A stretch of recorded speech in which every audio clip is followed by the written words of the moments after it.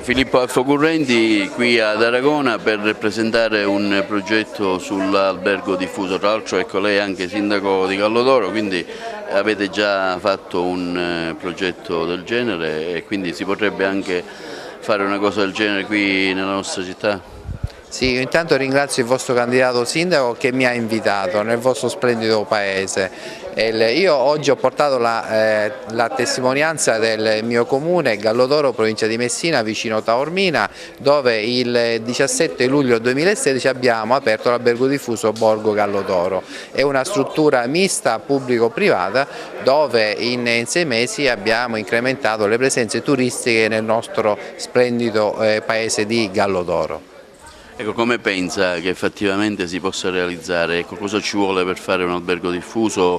La collaborazione dei cittadini, del comune, della regione, ecco, di cosa?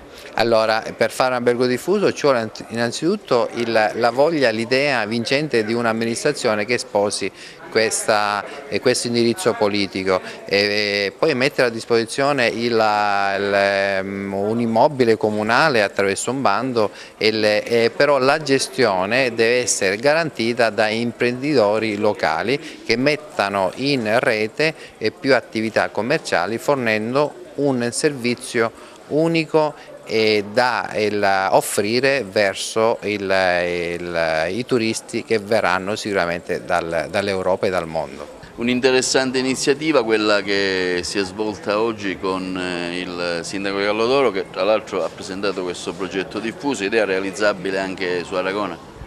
Sì, è un'idea realizzabile anche ad Aragona. Ad Aragona abbiamo molti monumenti di pregio, molti palazzi di pregio, abbiamo anche molte case di pregio, quindi di proprietà tra le altre cose comunali, quindi possiamo attuare benissimo quello che ha attuato il sindaco di Gallodoro, un sindaco lungimirante che ecco, ha dato una svolta a quella che è l'economia del paese.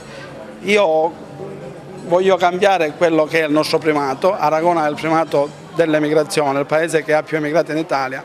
Questo primato lo voglio modificare, cioè voglio portare un modello di sviluppo, un modello economico nuovo, di ricettività, che porterà indubbiamente lavoro e redditività per le famiglie e quindi evitiamo questa emorragia di fuga dei ragazzi, dei giovani e delle migliori intelligenze. Tra l'altro lei oggi presenta la sua candidatura ufficiale alla città, le liste si sono chiuse e con gli obiettivi principali del suo programma. L'obiettivo principale del mio programma è lo sviluppo economico, perché attraverso lo sviluppo economico, attraverso l'incentivazione delle attività, attraverso le nuove risorse creiamo anche liquidità per la cittadina e anche per l'ente pubblico. Avendo liquidità possiamo erogare servizi, quindi possiamo coniugare l'uno e l'altro, economia e servizi, e migliorare quelle che sono le condizioni di vita del Paese.